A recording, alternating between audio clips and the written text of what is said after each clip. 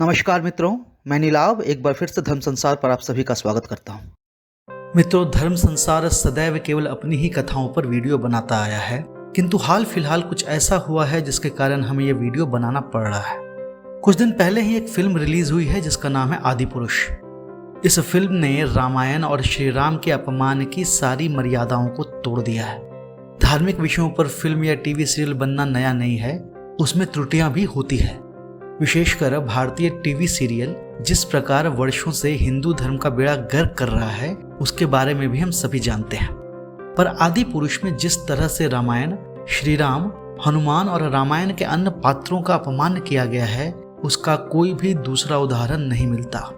आज YouTube पर आपको आदि पुरुष से संबंधित ढेरों वीडियो मिल जाएंगे, किंतु कोई भी ऐसा वीडियो उपलब्ध नहीं है जो आपको इस फिल्म की सभी गलतियों के बारे में बता सके। हमने शुरुआत से लेकर अंत तक जितनी भी गलतियां इस फिल्म में है उन सब के बारे में बताने का प्रयास किया है। इसी कारण ये शायद धर्म संसार का सबसे लंबा वीडियो होने वाला है। कुछ लोगों ने यह भी सुझाव दिया था कि इस फिल्म की तकनीकी बातें जैसे घटिया VFX इत्यादि को भी जोड़ना चाहिए, किंतु यकीन मानिए कि यदि हम उन्हें जोड़ते तो यह वीडियो स्वयं फिल्म से भी लंबी हो जाती, क्योंकि इस फिल्म के हर फ्रेम में गलतियां ही गलतियां हैं। इसीलिए हमने केवल 2 चीजों को ही संकलित किया है। पहला, सभी गलत बातें जिसका विवरण रामायण में है ही नहीं किंतु इस फिल्म में दिखाई गई है, और दूसरा, इस फिल्म के निम्न स्तरीय घटिया संवाद। इस वीडियो में फिल्म के आरंभ से लेकर उसके अंत तक सभी आपत्तिजनक चीजों को समाहित किया गया है।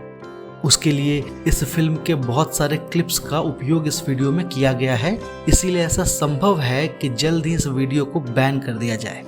किंतु जितने दिन भी ये वीडियो चले और जितने लोगों तक भी पहुंचे वो मेरे लिए बहुत है।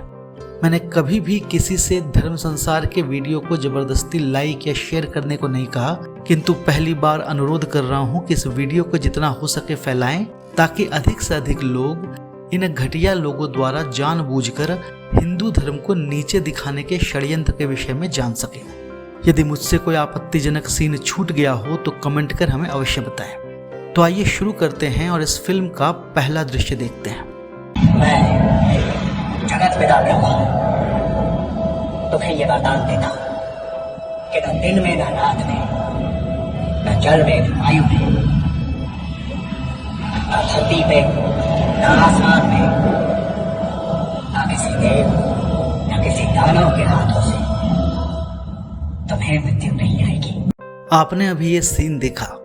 क्या कोई ये बता सकता है कि किस ग्रंथ के आधार पर ऐसा दिखाया गया है कि रावण को ऐसा वरदान मिला था? वास्तव में जो वरदान ब्रह्मा जी यहाँ दे रहे हैं वो रावण को नहीं बल्कि हिरण्यकश्यप को दिया गया था। रावण को कभी भी ऐसा वरदान नहीं मिला था। ब्रह्मा जी ने सिर्फ उसे इतना वरदान दिया था कि उसकी मृत्यु मनुष्य और वानर इन दोनों के अतिरिक्त और किसी के हाथों नहीं हो सकती, और इन दोनों जातियों का चयन भी रावण ने खुद किया था, क्योंकि उसके अनुसार मनुष्य और वानर उसके आगे नगण्य थे। तो ये एक बहुत ही बड़ी गलती है। आइए अब अगला सीन देखते हैं।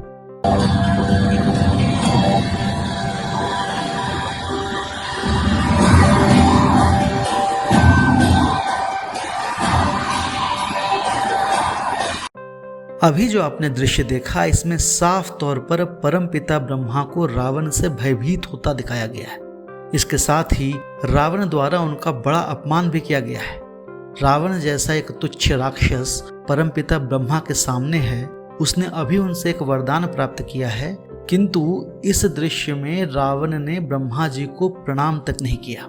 दूसरा, ब्रह्मा जी का रावण का रूप देखकर भयभीत होने का दृश्य बहुत ही हास्यप्रद है।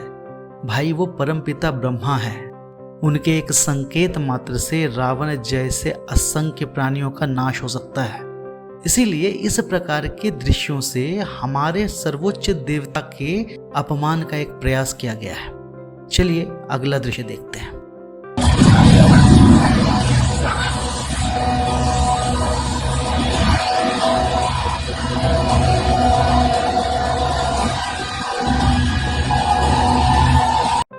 यह जो दृश्य आपने देखा यह इस फिल्म में श्री राम का पहला दृश्य है, और इस पहले ही दृश्य में उन्हें इतने अपमानजनक तरीके से दिखाया गया है।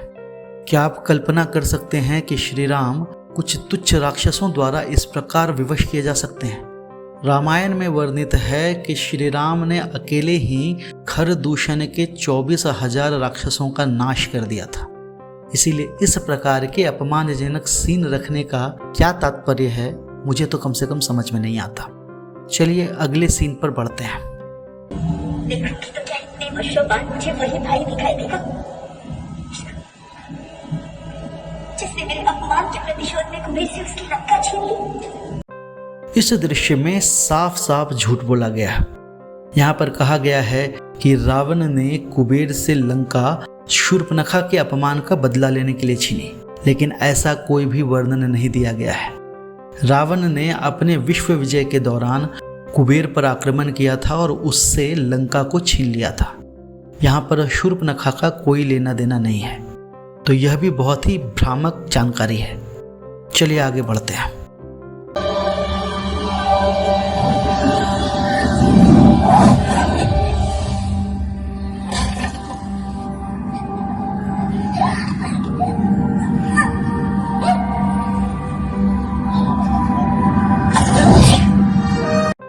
ये जो दृश्य आपने देखा, इसमें भी माता सीता का अपमान किया गया है। शूर्पणखा ने माता सीता पर आक्रमण करने का प्रयास अवश्य किया था, पर वो उन्हें छू भी नहीं पाई थी, क्योंकि बीच में ही वीरवर लक्ष्मण ने उसके नाक और कान काट दिए थे। इस सीन में शूर्पणखा माता सीता पर पता नहीं कौन सा टोटका करती है कि माता सीता भूमि पर गिर जाती है। इस तरह के अपमानजनक दृश्यों को दिखाने का क्या औचित्य है। चलिए आगे बढ़ते हैं। तुम राजकुमारी हो जाके तुम्हारी जगह महलों में, कहाँ इन जगहों में मेरे साथ भटक रही हो।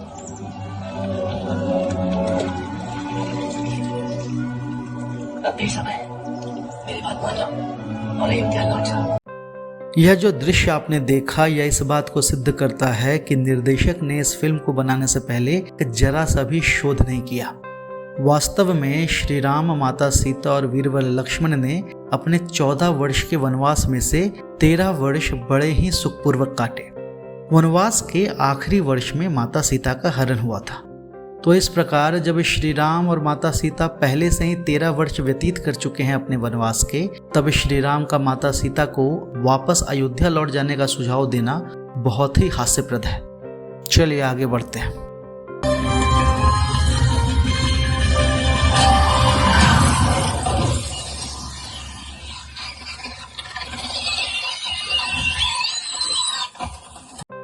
इस दृश्य में मारीच वध को बहुत ही सतही तरीके से दिखाया गया है। रामायण और रामचरितमानस दोनों में यह वर्णन है कि ताड़का वध के पश्चात मारीच भगवान श्री राम का भक्त बन चुका था।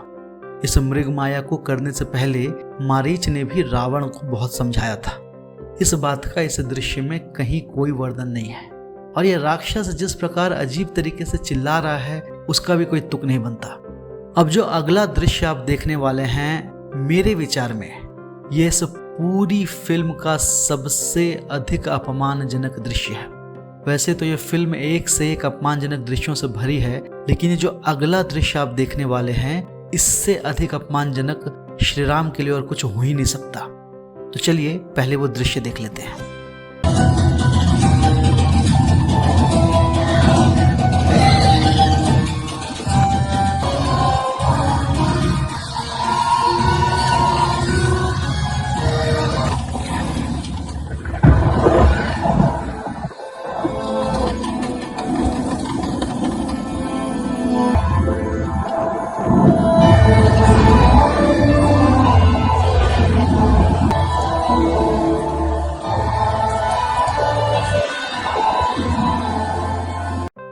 आपने अभी ये दृश्य देखा, इसमें कोई कल्पना भी कैसे कर सकता है कि श्री राम के रहते रावण माता सीता का हरण कर सकता है।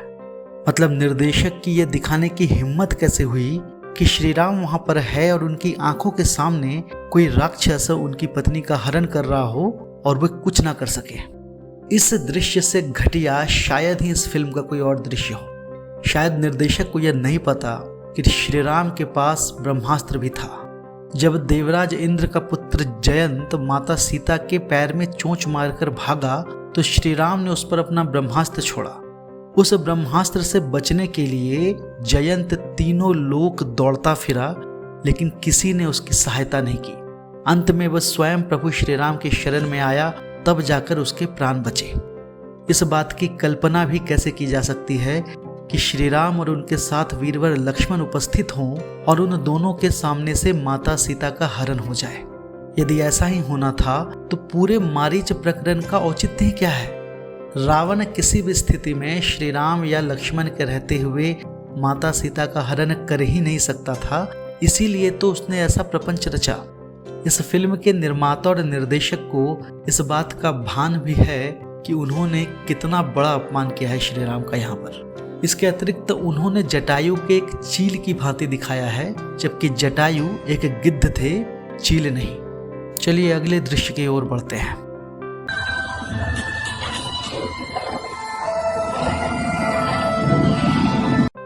इस दृश्य में भी बहुत ही गलत जानकारी दिखाई गई है। यहाँ पर दिखाया गया है कि माता सीता ने अपने मोतियों का हार नीचे फेंका, जबकि ऐसा वर्णन है कि जो आभूषण उन्हें माता अनुसुईया से मिले थे, उन आभूषणों को माता सीता ने नीचे की ओर फेंका था, जो बाद में वानरों को मिला। तो यह भी बहुत ही गलत जानकारी है। चलिए आगे बढ़ते हैं। अपना परिचय दो या मरने के लिए तैयार हो जाओ। तीर चलाओ बेटा। यदि मैं मायावी हुई तो मेरा कुछ नहीं बिगड़ेगा, और यदि मनुष्य हूँ तो एक निर्दोष की हत्या का अपराध तुम्हारे हाथों पर हो। इस दृश्य में भी दिखाई गई जानकारी गलत है। इसमें दिखाया गया है कि माता शबरी श्री राम के पास आती है, जबकि इसका बिल्कुल उलट हुआ था। श्री राम स्वयं माता शबरी के आश्रम में पहुंचे थे। ये जो अगला दृश्य हम देखने वाले हैं, इसमें संवाद का जो निम्न स्तर है वैसा बहुत कम ही सुनने को मिलता है, और बहुत ही दुर्भाग्य है कि ऐसा संवाद हनुमान जी के लिए लिखा गया है। इस प्रकार का स्तरहीन और घटिया संवाद कोई कैसे लिख सकता है, यह समझ से परे है। पहले आप ये दृश्य देख लीजिए। अरे मैं तो भोले को बुला रहा था, यहाँ तो भोले भाले आ गए। तो बताओ, 10 मजदूरों ने मिलकर एक महल 4 महीने में बनाया, तो 5 मजदूर कितना समय लेंगे? कोई समय नहीं लेंगे, क्योंकि महल तो बन चुका है। एक आदमी 20 दिन से सोया नहीं, फिर भी वो स्वस्थ है। कैसे? क्योंकि वो रात में सोता है। एक तोता और उसके 2 बच्चे नदी पार कर रहे थे। जैसे ही वो नदी के पार पहुंचे, सबसे छोटा बच्चा खुशी से चिल्लाया, हम चारों ने नदी पार कर ली। अब बताओ, एक तोता 2 बच्चे 3 हुए ना, तो फिर उसने 4 क्यों बोला? बच्चा है, कुछ भी बोल सकता है। इस दृश्य के बारे में केवल एक ही बात बोली जा सकती है कि घटिया और वाहियात। कोई महाबली हनुमान और वीरवर लक्ष्मण को इस प्रकार के भौंडे संवाद करते हुए कैसे दिखा सकता है?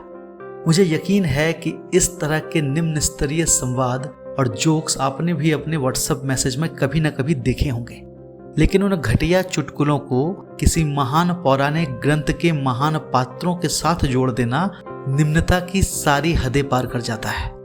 यहाँ हम जिन 2 महापुरुषों की बात कर रहे हैं, वो सभी शास्त्रों के ज्ञाता हैं। वे धीर हैं और गंभीर हैं। उन्हें निर्देशक ने एक विदूषक और भांड की भांति दिखाया है, जो बहुत बहुत अपमानजनक है। इसके साथ भाषा में बहुत ही त्रुटि है।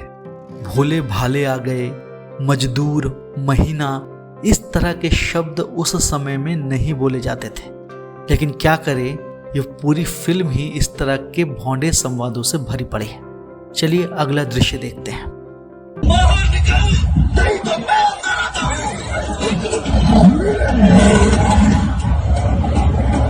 ये तो फिसड्डी है,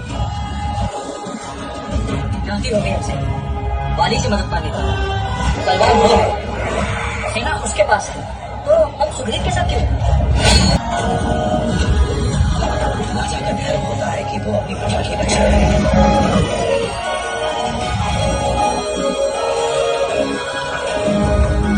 सुग्रीव ही सच्चा राजा है।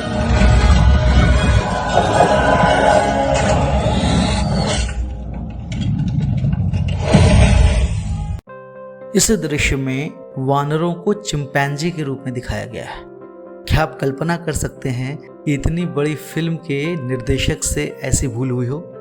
वानर अलग होते थे, चिंपैंजी नहीं होते थे वो। दूसरी बात, यहाँ पर भी लक्ष्मण जी की भाषा सुनिए, ये तो फिसड्डी निकला। यह किस प्रकार की भाषा है?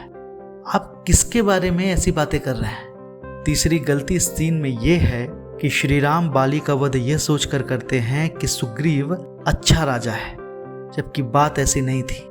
जिस समय श्री राम सुग्रीव से मिले थे उस समय तो सुग्रीव राजा भी नहीं था, लेकिन जब सुग्रीव ने भगवान श्री राम को यह बताया कि उसके भाई ने उसकी पत्नी को बलात् अपने पास रख लिया है, उसी क्षण श्री राम ने यह निश्चय कर लिया था कि ऐसे निर्दयी और आताताई का अंत निश्चित है। तो वास्तव में बाली का वध एक स्त्री के अपमान करने के कारण हुआ था, ना कि एक अच्छा या खराब राजा होने के कारण। चलिए अगला दृश्य देखते हैं।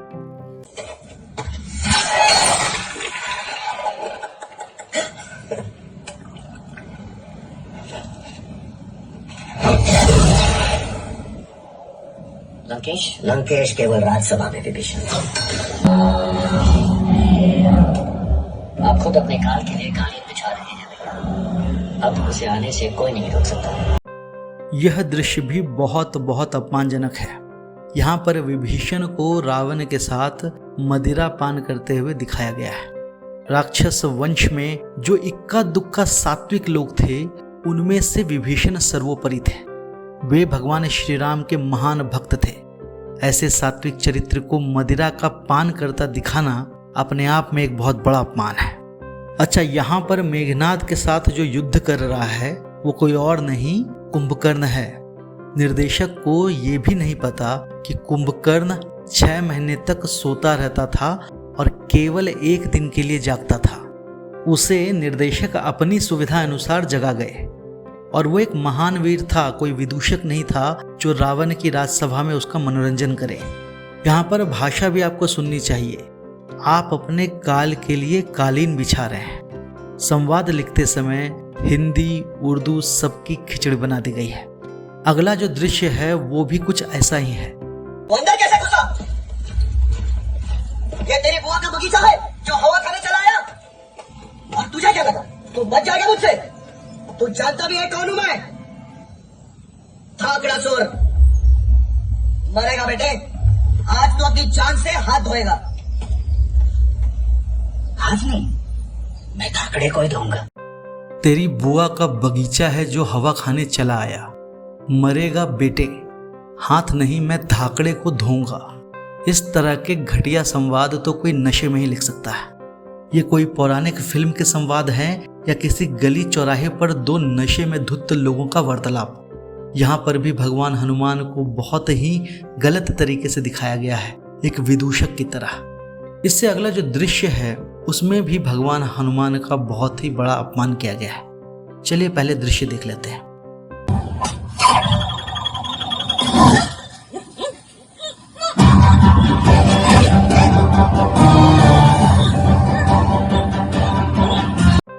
यह दृश्य कितना अपमानजनक है। इसमें दिखाया गया है कि मेघनाद सिर्फ एक जाल की सहायता से महाबली हनुमान को कैद कर लेता है। इस फिल्म के निर्देशक को पता भी है कि महाबली हनुमान कौन है। उन्हें अतुलित बलधाम कहा जाता है। संसार का कोई भी अस्त्र या शस्त्र उन पर प्रभावहीन है। रामायण में यह वर्णित है कि जब मेघनाद सभी शक्तियों का प्रयोग उन पर कर थक गया, तब अंत में उसने उन पर ब्रह्मास्त्र चलाया। हालांकि परमपिता ब्रह्मा के वरदान के कारण ब्रह्मास्त्र भी उन्हें कोई हानि नहीं पहुंचा सकता था, किंतु परमपिता ब्रह्मा का मान रखने के लिए हनुमान स्वयं उस बंधन में बंध गए। इस प्रकार के घटिया दृश्य दिखाकर निर्देशक हनुमान जी की शक्ति को क्या बताना चाह रहे हैं। चलिए आगे बढ़ते हैं।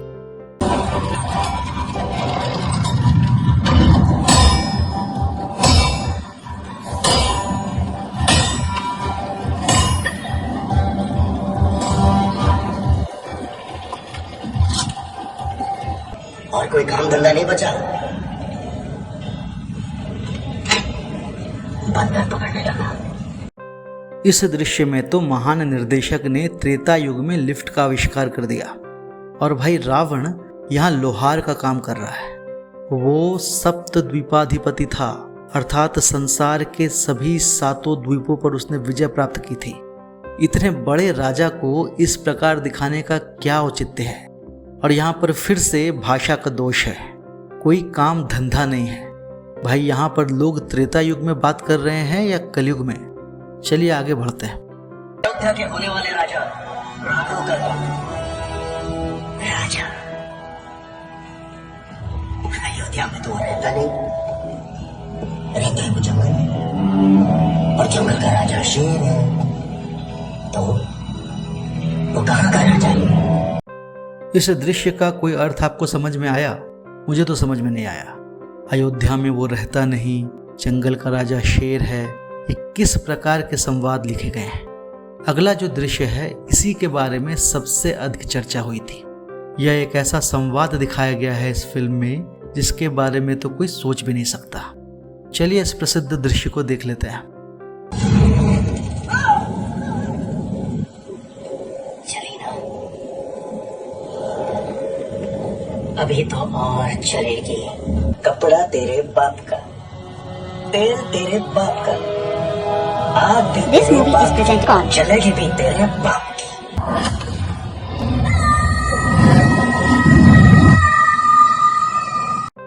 यह जो दृश्य आपने देखा इस पर ही बहुत आपत्ति हुई थी।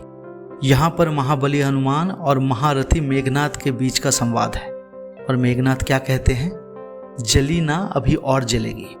और महाबली हनुमान जो चारों वेदों के ज्ञाता हैं वो किस प्रकार उत्तर देते हैं? कपड़ा तेरे बाप का, तेल तेरे बाप का, आग तेरे बाप की और जलेगी भी तेरे बाप की। ये गली नुक्कड़ के चोर उचक्कों की भाषा को इन्होंने रामायण में डाल दिया है। क्या सोचकर किस प्रकार से ऐसे संवाद लिखे गए हैं, बिल्कुल समझ से बाहर है। और इसका जो पहला और अंतिम दृश्य है उसमें भी महाबली हनुमान का बहुत बड़ा अपमान दिखाया गया है। आग लगाने पर हनुमान दर्द से चीखते हैं और अंतिम दृश्य में जब मेघनाथ उन्हें धक्का देता है तो वो एक बच्चे की तरह चीखते हैं। क्या आप यकीन करेंगे? महाबली हनुमान, पवन पुत्र हनुमान नीचे गिरते हुए एक बच्चे की भांति डर से चीखते हैं। यह बहुत ही निंदनीय, बहुत ही घटिया है। इसके बारे में जितना बोला जाए उतना कम है। चलिए आगे बढ़ते हैं।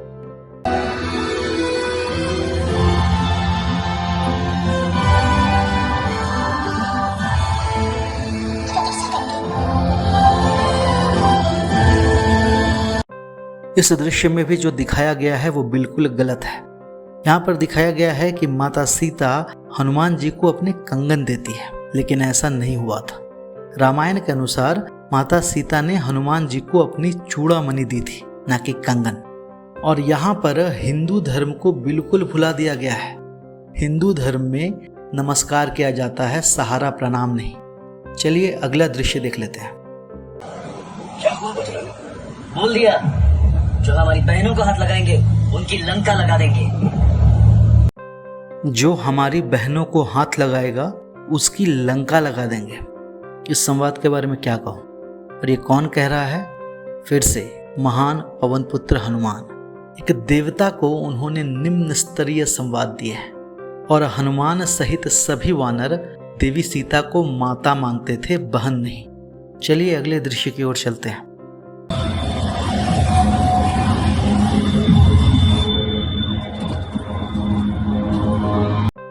यह दृश्य भी बिल्कुल गलत है।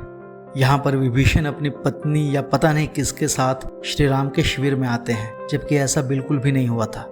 रामायण के अनुसार विभीषण अपने 4 मंत्रियों के साथ श्री राम के शरण में आए थे। यह स्त्री कौन है और इसका इस प्रसंग से क्या लेना देना है, इसका कोई मतलब नहीं बनता। इस अगले दृश्य को जो आप देखने वाले हैं, इसे इस फिल्म के सबसे घृणित दृश्यों में गिना जा सकता है। चलिए पहले वो दृश्य देख लीजिए आप। राघव कोई देवता नहीं, मनुष्य है। और मनुष्य इतना त्यागी नहीं हो सकता कि अपना जीता हुआ राज्य किसी और को दे दे।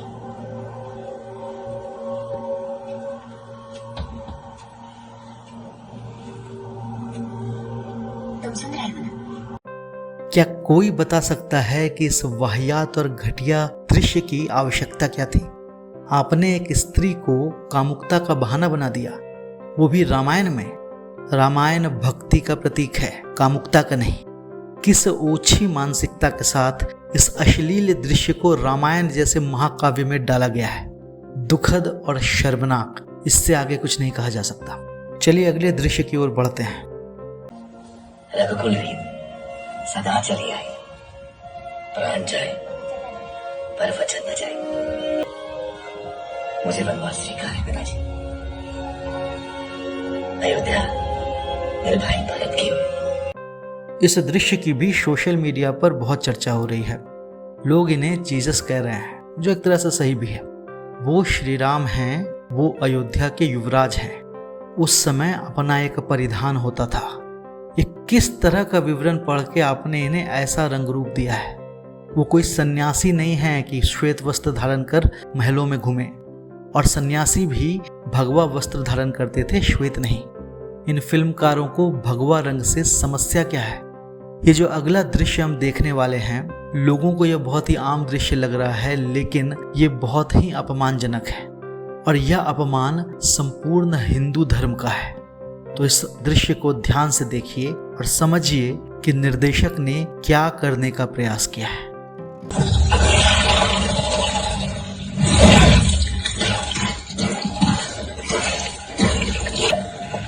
उतने देर तक है नहीं जो आपने सोचा। सुना है राघव के पास चढ़ोड़ी निवाला अपने आप खींचकर मुंह में आ गया। जवानी। इस दृश्य में रावण, जो एक वेद पाठी ब्राह्मण था, उसे अपने पशु को मांस खिलाते दिखाया गया है। रावण भले ही अपने मातृपक्ष की तरफ से राक्षस था, किंतु उसके पिता महर्षि विश्रवा थे। वो महर्षि पुलत्स्य का पोता था, वो ब्रह्मदेव का पड़पोता था। रावण वेद पाठी था। रावण ने चारों वेदों को कंठस्थ कर लिया था। रावण सभी तरह के शास्त्रों का ज्ञाता था। वो अधर्मी था, इसमें कोई संदेह नहीं, लेकिन इस प्रकार एक ब्राह्मण को मांस खिलाते हुए दिखाना किस तरह संभव है? रावण राक्षस था, इस पर भी रामायण या उसके किसी भी संस्करण में मांस भक्षण का कोई संदर्भ नहीं मिलता, और यहाँ पर फिल्म में रावण को मांस खिलाते हुए दिखाया गया है। यह बहुत बहुत अपमानजनक है संपूर्ण हिंदू धर्म के लिए। चलिए अगले दृश्य को देखते हैं। अंगद, सुग्रीव और जामवंत तीन और उड़ने वाले बानर हैं। क्या करें आप माधव? छोड़िए। मित्र के साथ ऐसा व्यवहार। विभीषण अच्छे से जानते हैं कि जामवंत मानव नहीं, एक भालू है। इस दृश्य में एक राक्षस जामवंत को नहीं पहचानता। आपने जामवंत को समझ क्या रखा है? जामवंत की प्रसिद्धि के बारे में आपको नहीं पता। वो स्वयं परमपिता ब्रह्मा के पुत्र थे और संपूर्ण लोकों में प्रसिद्ध थे। जामवंत कौन थे, इसकी जानकारी किसी को नहीं होना बहुत ही हास्यप्रद है। चलिए अब अगला दृश्य देखते हैं। 20 काल है ना, 20 इधर घुमा और ध्यान से सुन। दोबारा नहीं बोलूंगा। सवेरा होने से पहले जानकी महल लौटा। रघुपति राघव राजा राम बोल और अपनी जान बचा ले, वरना आज खड़ा है, कल लेटा हुआ मिलेगा। यह जो अगला दृश्य है, यह रावण और अंगद का संवाद है, लेकिन ऐसा लग ही नहीं रहा। और संवाद भी सुनिए, आज खड़ा है, कल लेटा मिलेगा। यह संवाद का स्तर है। जबकि रामायण में यह वर्णित है कि जब अंगद ने अपने पैर जमा दिए और कोई उनका पैर हिला नहीं पाया, तो स्वयं रावण उनके पैर को हिलाने के लिए उठा। इस पर अंगद स्वयं अपना पैर पीछे कर लेते हैं ताकि एक राजा की मर्यादा का हनन न हो सके। चलिए अगला दृश्य देखते हैं।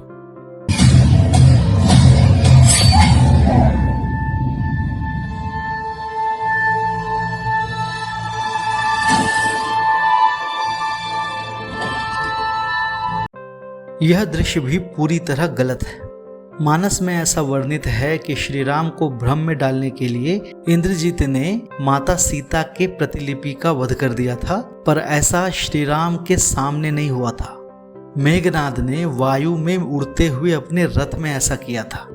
तो इस प्रकार यह दृश्य भी बहुत ही भ्रामक है। ये जो अगला दृश्य आप देखने वाले हैं उसमें भगवान शेष का बहुत बड़ा अपमान किया गया है।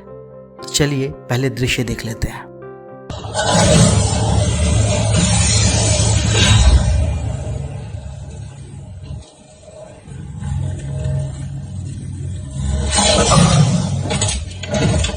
ये माया नहीं है बड़े भैया, छोटे का खेल समाप्त।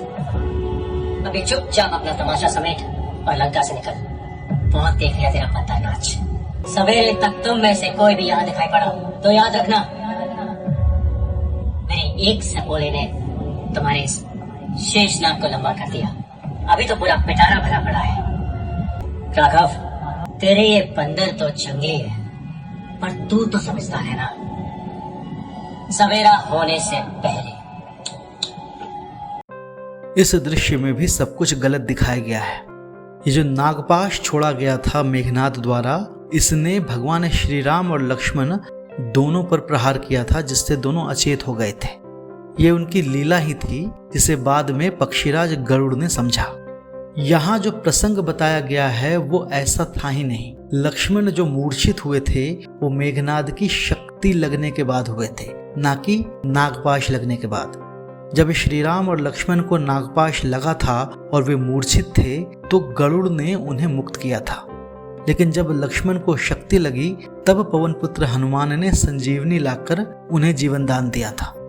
और हमेशा की तरह भाषा निम्न स्तरीय, घटिया। मेरे एक सपोले ने तुम्हारे शेषनाग को लंबा कर दिया। इस तरह के संवाद लिखने की हिम्मत भी कहां से आती है इन लोगों को। चलिए अगला दृश्य देख लेते हैं। संजीवनी न फले, न बनती, न फूल, न वनवास में हरी होती, न पंचन निकली, न उसमें कोई सुगंध होती, न कोई दुर्गंध, न वो कमल की तरह कोमल होती, न बबूल की तरह कटी। संजीवनी संजीवनी है और यही उसकी पहचान है। आज एक मूर्छित हुआ है, कल और भी हो सकता है। संजीवनी की आवश्यकता तो पड़ेगी, तत्पर रहना होगा।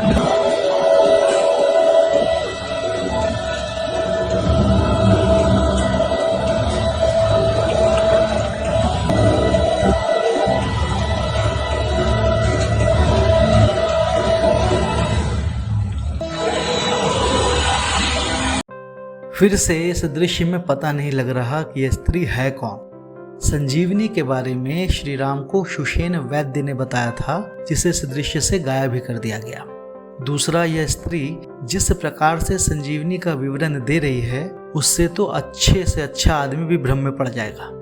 रामायण में संजीवनी के विवरण के बारे में बहुत कुछ लिखा गया है।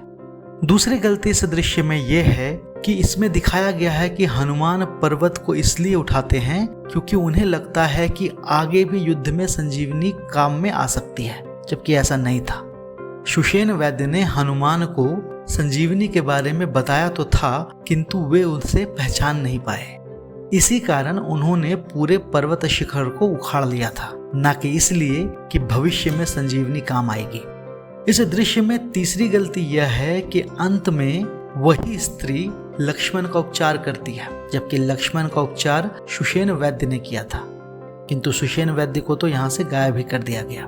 दूसरा, लक्ष्मण को चेत किया गया था संजीवनी का रस उनके मुख में डालकर। यहाँ पे मुझे कुछ नहीं पता कि यह दिखाना क्या चाह रहे हैं। लक्ष्मण को पूरी तरह संजीवनी में भिगो दिया गया है और तब वह जीवित होते हैं। इस तरह की अनर्गल बातें केवल इसी फिल्म में संभव थी। चलिए अगला दृश्य देख लेते हैं।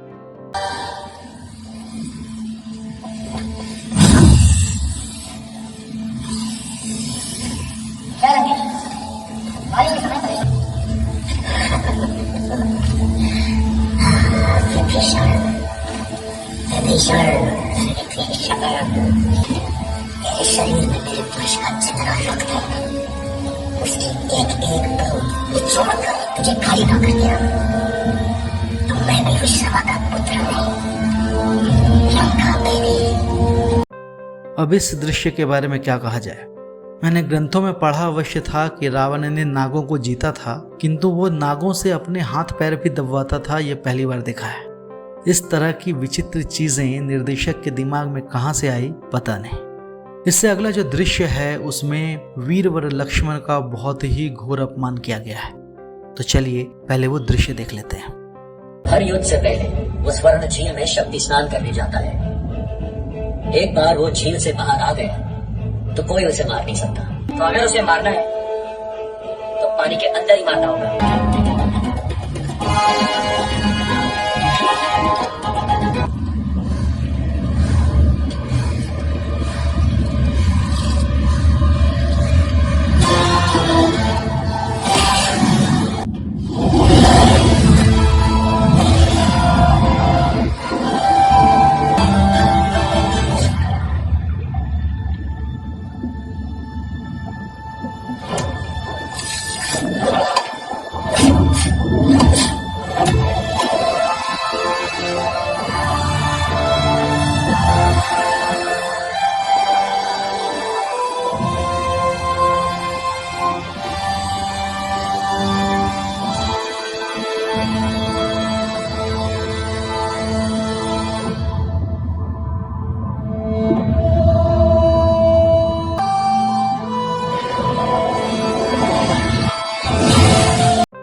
यह दृश्य भी गलतियों से भरा हुआ है।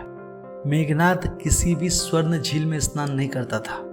रामायण में ऐसा वर्णित है कि मेघनाद निकुंभला माता के मंदिर में पूजा करने गया था, जिसके बाद वो अजेय हो जाता। उसके इस अनुष्ठान को रोकने के लिए लक्ष्मण अन्य वानरों के साथ वहां पर उससे युद्ध करने के लिए गए। दूसरी बात कि इस दृश्य में दिखाया गया है कि लक्ष्मण एक अवसरवादी की भांति बात कर रहे हैं कि जब वो जल में हो तभी उसे मारा जाए। इसके अगले दृश्य में यह भी दिखाया गया है कि लक्ष्मण एक राक्षस का वेश लेकर छुपकर लंका में घुसे, जबकि यह बिल्कुल गलत है।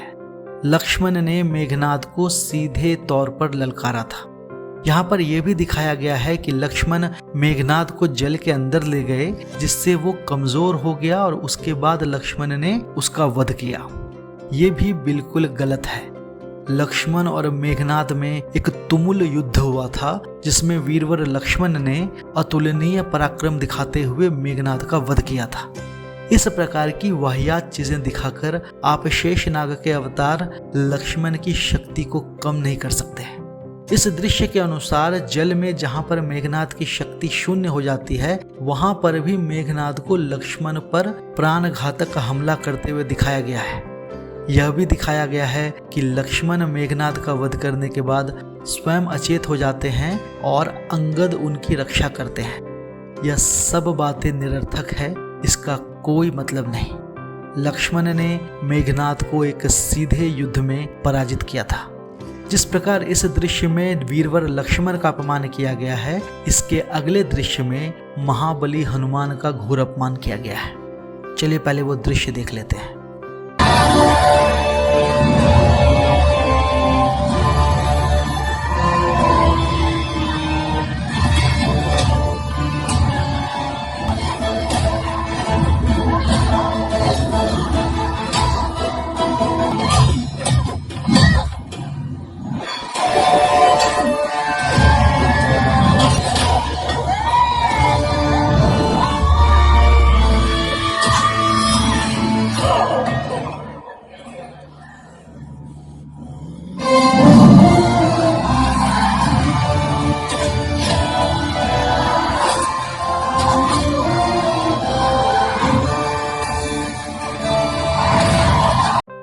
इस दृश्य में भी चीजें बहुत ही गलत और अपमानजनक तरीके से दिखाई गई है।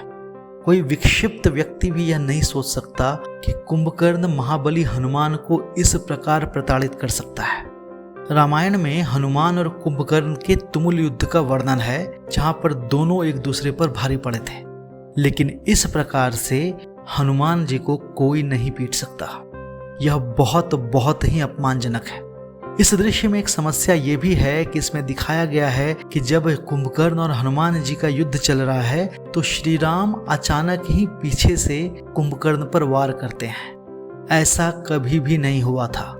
रामायण में जब दो योद्धा एक दूसरे से युद्ध कर रहा हो, उस समय कोई तीसरा योद्धा हस्तक्षेप नहीं कर सकता। वास्तविकता ये है कि कुंभकर्ण ने स्वयं श्री राम को ललकारा था। उसी दौरान उसका युद्ध लक्ष्मण और हनुमान जी से हुआ था। जिसे यहाँ बहुत ही अपमानजनक तरीके से दिखाया गया है। उस युद्ध में कुंभकर्ण की महान शक्ति के साथ साथ लक्ष्मण और हनुमान जी की शक्ति के बारे में भी बहुत ही सुंदर तरीके से लिखा गया है। लक्ष्मण और हनुमान जी से युद्ध करने के बाद कुंभकर्ण ने श्री राम को चुनौती दी और श्री राम ने सीधे युद्ध में कुंभकर्ण का वध किया, इस प्रकार छिपकर नहीं। यह दृश्य बहुत ही अपमानजनक है, जो हनुमान जी के साथ साथ श्री राम का भी घोर अपमान करता है। अब हम इस वीडियो का अंतिम क्लिप देखने वाले हैं। यदि आपको लग रहा हो कि अभी तक पर्याप्त अपमान श्री राम का और हनुमान जी का हो चुका है, तो आप गलत हैं, क्योंकि यह जो आखिरी दृश्य है उससे घटिया, वाहियात और अपमानजनक दृश्य कोई और हो ही नहीं सकता। पहले आप इस दृश्य को देख लीजिए।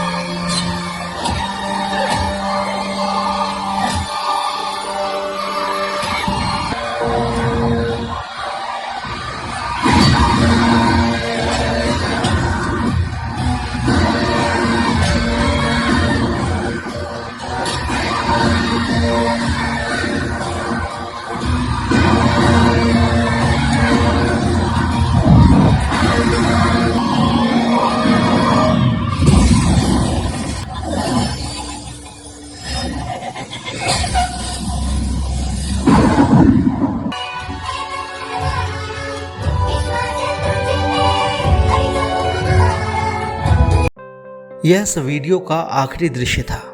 इसमें रावण को चमगादड़ों की सेना के साथ निकलते दिखाया गया है। यही नहीं, उसे स्वयं चमगादड़ के रूप में परिवर्तित होता दिखाया गया है। भाई वो राक्षस राज था, कोई वैम्पायर नहीं। और लंका तो ऐसी दिखाई गई है जैसे कोयले की खान हो। रामायण में लंका की सुंदरता, उसकी भव्यता का बहुत अधिक वर्णन किया गया है, लेकिन इस फिल्म में लंका को बिल्कुल ही निस्तेज बताया गया है। इसके अतिरिक्त महाबली हनुमान ने इस दृश्य में रावण का जो वाहन था चमगादड़, उसका वध किया है। यकीन मानिए, इस पूरी फिल्म में हनुमान जी ने केवल उसी का वध किया है और कहीं भी हनुमान जी के पराक्रम के बारे में कुछ नहीं बताया गया है। भाई, रामायण हनुमान जी के पराक्रम से भरा हुआ है। उन्होंने किन किन राक्षसों का वध किया, क्या क्या पराक्रम दिखाया, आपने सब कुछ इस फिल्म में गायब कर दिया। और ईश्वर के लिए क्या कोई मुझे बताएगा कि आपकी हिम्मत कैसे हुई श्री राम को रावण द्वारा इस प्रकार प्रताड़ित किए जाते हुए दिखाने की। जिस प्रकार आपने यहाँ पर रावण को अधिक शक्तिशाली दिखाते हुए उसे श्री राम को इस प्रकार प्रताड़ित करते हुए दिखाया है, क्या ईश्वर आपको इसके लिए क्षमा कर सकते हैं? जिस श्री राम के लिए श्री कृष्ण स्वयं गीता में कहते हैं कि शस्त्रधारियों में मैं राम हूँ, उन्हें रावण इस तरह से छू सकता है क्या? रामायण में वर्णित है कि रावण को तो श्री राम ने खेल खेल में परास्त कर दिया था और उसके प्राण ना लेकर उसे अपमानित कर छोड़ दिया था। आपने श्री राम की सारी शौर्य गाथा को समाप्त करने का प्रयास किया है। रावण तो क्या, त्रिलोक में क्या कोई ऐसा है जो श्री राम को छू भी सके? इस फिल्म ने जिस प्रकार जानबूझकर श्री राम, हनुमान, लक्ष्मण जी और सभी हिंदू धर्म का अपमान करने का प्रयास किया है, उसके लिए इसके निर्माता, निर्देशक और जो कोई भी लोग इसके साथ जुड़े हुए हैं, उन्हें किसी भी स्थिति में क्षमा नहीं किया जा सकता। इस फिल्म के निर्माता, निर्देशक ने तो इसको बनाकर जो पाप किया है वो अलग ही है, लेकिन उनसे भी बड़ा पाप सेंसर बोर्ड में बैठे हुए उन व्यक्तियों ने किया है जिन्होंने इस फिल्म को पास किया। और अंत में जाते जाते सिर्फ एक प्रश्न है कि यदि आपको अंतिम दृश्य में पुष्पक विमान दिखाना ही था तो क्यों आप रावण को पूरे फिल्म में एक चमगादड़ पर बैठा हुआ दिखाते रहे? पुष्पक विमान का रामायण में बहुत बड़ा स्थान है। उसी पुष्पक विमान से रावण माता सीता का हरण करने के लिए आया था और उसी पुष्पक विमान से श्री राम लंका से वापस अयोध्या लौटे। आशा है ये वीडियो आपको पसंद आया होगा। मैंने अपनी तरफ से जितना हो सकता था सब कुछ समाहित करने का प्रयास किया है, लेकिन यदि फिर भी कुछ छूट गया हो तो आप मुझे कमेंट कर जरूर बताएं। एक बार फिर से आपसे अनुरोध है कि मुझे नहीं पता कि यह वीडियो कितने दिन तक YouTube पर रहेगा, लेकिन जब तक है आप इसे अधिक से अधिक लोगों तक साझा करें ताकि अधिक से अधिक लोगों को इस फिल्म की सच्चाई के बारे में पता चल सके। इस प्रकार जानबूझकर रामायण, श्री राम, हनुमान जी और हिंदू धर्म का अपमान करने का जो प्रयास इस फिल्म में किया गया है वह बिल्कुल ही अक्षम्य है। इस फिल्म से जुड़े हर व्यक्ति को इसका दंड भविष्य में भुगतना ही पड़ेगा। तो आज के लिए इतना ही। मुझे आज्ञा दीजिए। जय श्री राम।